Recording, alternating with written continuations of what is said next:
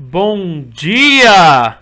Sétimo ano A, sétimo ano B do Colégio Losango. Nossa aula do dia 14 de abril. Nós ainda estamos discutindo o tema felicidade, o bem que todos querem. Você quer ser feliz? Você deseja felicidade? Eu também desejo a felicidade. Então, você vai abrir a sua apostila na página 34. Na página 34, antes de a gente falar sobre o filósofo romano Sêneca, que nós vamos discutir aqui hoje, nós vamos falar sobre a corrente filosófica na qual ele pertence, chamada de estoicismo. Então, o que foi o estoicismo? Aonde está o estoicismo? O estoicismo é uma corrente, é uma das 4 correntes filosóficas, junto com o epicurismo da última aula. Você lembra da última aula? Que nós estudamos sobre o epicurismo? Então, é naquele contexto, tá? Elas são escolas, que eu posso dizer, parceiras, São pensamentos do mesmo contexto filosófico. Tá? Do chamado contexto do período helenístico, na qual Alexandre Grande domina a Grécia, domina Roma, tá certo? E ali então estabelece as chamadas filosofias de vida, na qual nós temos o primeiro, que nós estudamos o epicurismo, com Epicuro, e agora nós temos o estoicismo. Só que nós vamos estudar o estoicismo com o filósofo romano Sêneca, tá? E não com o seu fundador, porque o fundador do estoicismo, na realidade, o fundador do estoicismo é o filósofo chamado Zenão de Cício, tá? Mas aonde deriva a palavra estoicismo? Ela vem do termo stor poikilé, quer dizer, significa o pórtico pintado, tá?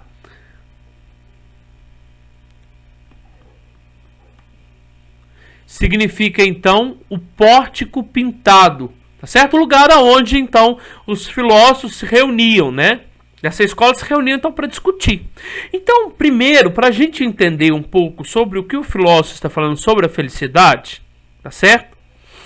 Nós temos que entender que, para tanto o estoicismo de Zenão, como para o nosso querido filósofo Sêneca, nós temos que entender o que ele está querendo dizer com o conceito de natureza, tá? Quando eu falo natureza, estou marcando todos aqui que pertencem. A natureza em si, eu estou falando no grande mundo, e você, ser humano, que ele vai chamar de pequeno mundo. Então, o estoicismo, ele entende que, presta atenção, no conceito de natureza, os representantes dessa escola eram conhecidos como estoicos, porque defendiam a noção de que toda a realidade existente é uma realidade racional. Isso significa que todos os seres, os indivíduos... Então, essa imagem aqui vai ficar claro, tá? O que significa o macrocosmo? O macrocosmo seria então a natureza. Essa natureza que você vive, tá certo? O mundo, o cosmo. E aí, os estoicos acreditavam que a natureza, o mundo, o cosmo, por isso que ele fala macro, grande, a grande ordem, esse grande mundo, a natureza em si, ela era que nem nós, como nós seres humanos, seres racionais. Como assim? A natureza existia uma racionalidade própria. É só você pensar assim. O que seria então comparado à natureza? Seria um Deus, ou seria Deus. Deus é um ser racional. Só que você imagina Deus como um homem, tá? Como um ser, Um homem, Sexo masculino. O que seria então essa natureza para os estoicos? Não seria Deus. Tira essa ideia que eu acabei de falar de um ser, um homem, mas ele pensa que toda essa natureza, tudo aquilo que vive aqui, é comparado ao homem, porque o homem não é um ser racional? É um ser racional, é um ser que pensa, não é? É um ser que pensa, que sente, que deseja, que tem vontade, sim. E ele vai falar que o mundo também, a natureza, também seria comparado a um homem. Por quê? Porque ele também é um ser racional. O cosmo é um ser racional. Tá? Olha lá, por isso que fala lá o macrocosmo, o universo considerado em relação ao ser humano. Mas comparado de que maneira? Porque o grande mundo, né, a grande natureza também é racional. Tá? E o que seria um microcosmo? O microcosmo seria nós, os seres humanos, que somos o pequeno mundo em si. Tá? Então nós temos o macrocosmo, que é o grande mundo, é a natureza, e essa natureza ela é racional, ela que determina a sua vida, ela controla, ela planeja a sua vida, e você é o microcosmo, um pequeno ser racional. Tá certo? Aí a apostila vai trazer para nós, na página 34, esse exemplo aqui do cachorro e a coleira. E aí ele vai falar assim: o que seria então... Ó, você entendeu o conceito de natureza? Se você entendeu, você vai entender isso aqui, ó. O que seria esse ser humano aqui que carrega o cachorro, tá? O que seria esse ser humano que carrega o cachorro? O ser humano, tá? O ser humano seria então o mundo, a natureza, tá certo? Seria a natureza. Ó, vou colocar aqui, ó. Seria o mundo, tá? E quem é esse cachorrinho aqui? Esse cachorrinho aqui seria eu, tá? Eu, você, todos os seres humanos, tá? Então, o que o mundo faz com o ser humano? Olha aqui, quem tá segurando? Uma coleira, não é? O mundo, né? A grande natureza, por ser racional, por ter capacidade intelectual, ela controla a sua vida. Ela manda e desmanda, ela faz, ela age, ela comanda, ela controla a sua vida, tá? Então o mundo seria esse ser humano que segura a coleira, e a coleira é você, tá? Pra você conseguir, porque a coleira ela controla o cachorro. Às vezes o cachorro tá indo para um lado, você puxa o seu cachorro, aqui não. O cachorro quer, aqui não. Você só puxar a cordinha que ele vai pro seu lado. Então, presta atenção, quando eu puxo a coleira, eu estou indicando que o puxar a coleira é a natureza que está te puxando, tá? É o grande ser racional que está controlando a sua vida, tá? Olha que interessante, tá claro isso? Então, imagine que você possui um cachorro pequeno, como um poodle. Você o leva para passear com uma coleira quando vai comprar o pão. Seu cachorro pode tentar andar em várias direções, voltar para trás, atravessar a rua, mas você, com a coleira, comanda para onde ele vai e você tem uma razão para sair.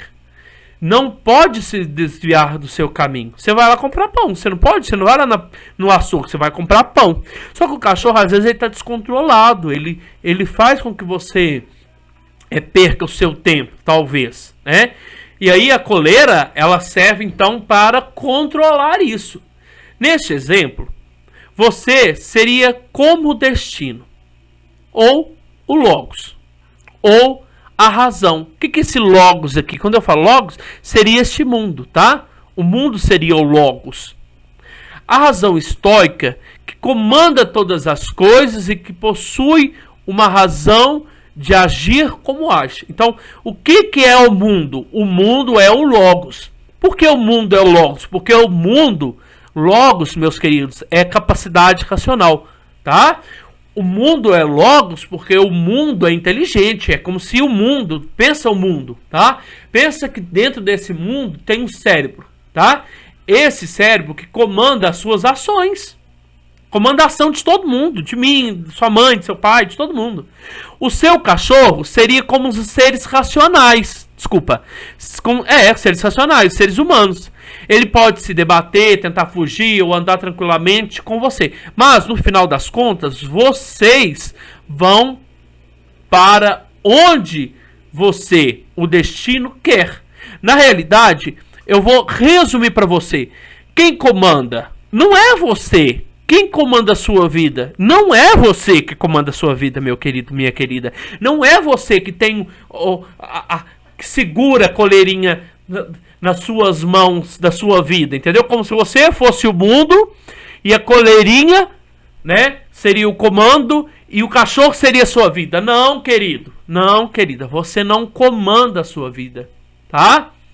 Você não comanda a sua vida. Quem comanda a sua vida é a natureza, tá? É esse ser racional.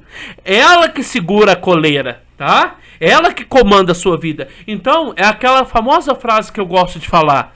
Aceita, meu querido, que dói menos. Aceita. Então, qual será então o remédio, a ataraxia, né? Qual seria o remedinho para a vida feliz? Aceita que dói menos. Aceita. Aceita que o mundo é racional. Aceita que o macrocosmo comanda, domina a sua vida. E aí, a partir daquele momento que eu aceito que o grande mundo que controla, governa, comanda a minha vida, eu vou ser feliz. E aí na página 35, o nosso amigo Sêneca, além dele trabalhar com esse conceito de ataraxia, que seria a não perturbação da alma, né? Nós já falamos em Epicuro, né? Essa ausência da perturbação da alma. O que seria essa ausência da perturbação da alma? Seria aquilo que eu acabei de falar para vocês. Aceitar. Aceitar. Estou tentando escrever aqui. Aceitar. Quando você aceita que o mundo que comanda e controla a sua vida, você vai ser feliz. Sua alma vai estar tranquila, serena. E o nosso amigo Sêneca, ele põe mais um conceito a mais, que é a ideia de eutimia, né? E aí ele vai falar para mim lá, ó, o ideal de ataraxia, a ausência da perturbação da alma, também é uma característica da felicidade, segundo os estoicos. Quando você vai atingir, então, a ataraxia, meus queridos? Quando você aceitar. E aí, mas como então eu devo me comportar? Agora nós estamos falando de comportamento, tá? Eu aceito, eu agradeço, eu sou feliz, porque o mundo controla a minha vida, tá? Esse é o seu comportamento. E o que seria esse seu comportamento? A eutimia, tá? Que é um estado de tranquilidade, em que você não está nem muito eufórico e nem muito depressivo, nem muito alegre demais, soltando foguete, e nem muito choroso na cama, depressivo, revoltado. Não! Olha para você ver. Você vai ser feliz, você vai ser feliz aceitando que o mundo controla a sua vida, e aí você vai chegar à ataraxia. Você vai chegar à ataraxia. Mas qual é o caminho de atingir essa ataraxia? Através da eutimia, tá? Que é o estado da tranquilidade do corpo e da alma, tá?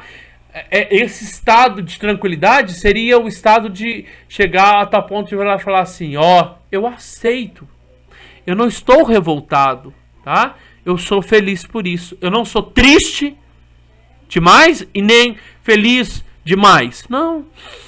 É um respirar fundo e aceitar, acreditar que o mundo vai dominar, que o mundo está dominando, que o mundo está regendo a sua vida, que tudo aquilo que você deseja, que talvez você não vai atingir, você não precisa ficar revoltado com isso, porque talvez não era para ser, tá certo? E aí, o que é ser feliz, tá? O que é ser feliz para os estoicos? Olha que interessante. Viver segundo a razão. Que razão é essa? Viver segundo o cosmo.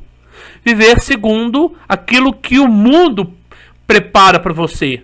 Para que eu estou planejando ser médico? Para que eu estou planejando ser advogado? Calma! O mundo, o cosmo que vai controlar isso. Ele que vai desejar. E se ele deseja para você, ele vai escolher e ele vai te dar nas suas mãos. Então, como eu vou ser feliz? Aceitando o cosmo, aceitando que o cosmo domina a minha vida, mantendo-se a tranquilidade, a eutimia, né, da alma, mantendo a tranquilidade da alma, a ataraxia e um humor neutro, tá? O que seria esse humor neutro? A felicidade não exagerada e nem a tristeza exagerada. Seria o meio termo, a mediania de Aristóteles. Vocês lembram? A mediania de Aristóteles, tá?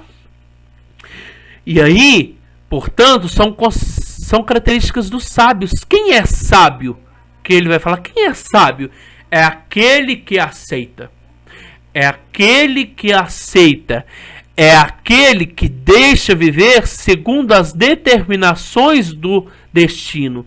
Quem determina o seu destino? O grande cosmo, o macrocosmo. Afastando-se dos males que prendem a alma e impedem sua tranquilidade. Afastar daquilo que deixa sua alma perturbada. Tá certo? No entanto, atingir essa tranquilidade requer cuidados, mas que cuidados são esses? Olha que interessante, que cuidados são esses? Então você sabe como você vai atingir a ataraxia, aceitando e tendo um humor neutro, tá certo? Mas aí ele vai falar para nós, quem é sábio? Sábio, olha que interessante, não se deixa levar pelos desejos e pelas paixões prejudiciais à vida. Ao contrário, é aquele que sabe se contentar com aquilo que tem, pois está ciente que, de fato, a única coisa que pertence a ele é o seu próprio controle. Meus queridos, esse óculos que o professor tem não é dele, tá? A apostila que não é dele. Tudo um dia vai acabar. Então, para que você está aqui nesse mundo sofrendo em busca de riqueza, em busca de prazer? Tudo isso vai acabar, tá? Olha, então quem é o sábio? O sábio não é aquele que se prende nas riquezas, nos desejos, nas vontades. Não! O sábio é aquele que tem, aqui ó, de novo eu circulando, é aquele que tem controle. Mas que controle é esse? É aquele cara paciente, é aquele cara que sabe que toda a sua vida já está preparada. Preparada por quem? Pelo macrocosmo. Tá interessante? Tá entendendo? Dessa forma, não há uma recusa, por exemplo, às riquezas. Mas o sábio tem consciência de que é ele quem possui as riquezas e não o contrário. Quer dizer, você tem que viver uma vida na qual você não pode ser ou não pode deixar com que as coisas deste mundo, as coisas como a riqueza, o prazer te domine, a ganância te domine, tá certo? Da mesma forma, o sábio vive de acordo com os hábitos do lugar, vive de acordo com os hábitos do lugar em que está, não vai contra as normas e as condutas sociais, não fica revoltado contra as leis, não descumpre as leis, tá certo? Que não configurem injustiça ou más ações, mas para que não atraia perturbações para si mesmo. Como assim? Você é um cara que revolta contra as leis, não cumpre as leis, não cumpre as tarefas, não cumpre os deveres. Logicamente, você vai ser preso. Então, para que você vai, você vai trazer mais esse problema para sua vida? Não. Siga as normas. Siga as normas. Para que bater de frente com elas? Para que causar mais imperturbabilidade, mais perturbação na alma, meu querido, minha querida? Não. Seja feliz. Mas como eu vou ser feliz, professor? Respira fundo. Aceita que o macrocosmo está dominando, controlando, organizando a sua vida, meu querido. E aí você vai ser uma pessoa sábia. Não deixe com que as coisas do mundo lhe domine. A ganância, o poder. Não dê. O amor, uma pessoa que te ama, ou que você ama, não deixa com que ela te domine, tá? Tem que ser ao contrário, você que tem que dominar. Você tem que aprender a controlar os seus impulsos, seus desejos. É aquilo que Epicuro falou, tá? É aquilo também que o Aristóteles fala. É o ter um controle sobre as coisas. Por que um controle sobre as coisas? Porque tem alguém que está com controle da sua vida nas mãos. E quem é esse ser? é o próprio macrocosmo. O macrocosmo, pensa no joguinho que você joga aí, ó. Você não tem o controle do seu play aí, do seu Nintendo, não sei, desse joguinho. Então, pensa nesse controle. Quem segura esse controle? O macrocosmo da sua vida é o macrocosmo. E qual controle você vai segurar? O controle da sua própria vida, da sua aceitação, do aceitar que tudo está acontecendo, respirar, aceita que dói menos, não deixar com que as coisas do mundo, como a ganância, o poder, os desejos, uns amores desenfreados, acabe com sua vida, tá certo? E aí, para finalizar, olha o que ele vai falar. O ideal de felicidade, como a tranquilidade da alma, se mostra acessível a todas as pessoas. Todos nós podemos ser felizes, tá? Mas como eu vou chegar a essa felicidade? Assim, o destino se mantém governando a tudo e a todos. Mas se uma pessoa consegue controlar o seu sofrimento diante das intempéries, ele ganha alguma autonomia, tá certo? Então, quem está com controle da sua vida nas mãos, sabe de tudo, o macrocosmo. Qual o controle que você vai ter que ter? O controle das coisas que lhe faz sofrer. Ganância, poder, né? Um amor. Você tem que saber controlar isso. E aí, você se torna uma pessoa autônoma e feliz. Tá claro isso? Na página 37 e 38, é a conclusão do nosso capítulo. Está escrito: a busca continua. A busca continua pela felicidade, meus queridos. E aí, quero que você lê essa página 37 e 38, porque ela vai resumir novamente a ideia de felicidade para esses filósofos. Mas para que eu vou ler? Eu vou ler principalmente para fazer os exercícios propostos da página 39. Os exercícios de aprendizagem da página 35 está falando sobre o estoicismo de Sêneca, né? Agora, os exercícios propostos da página 39, 6, 7 e 8, eles vão resumir, então, um pouco dessas três teorias que nós estudamos. O conceito de felicidade para Aristóteles, o conceito de felicidade para Epicuro e o conceito de felicidade para Sêneca, tá? Ou para o estoicismo. São 5 questões que você vai fazer, tá? Aonde você vai fazer? No seu caderno de tarefas, tá certo? Um grande abraço, fiquem com Deus. Se precisar, pode me chamar no meu WhatsApp no privado, tá certo? Você tem meu número. Bom dia, fiquem com Deus.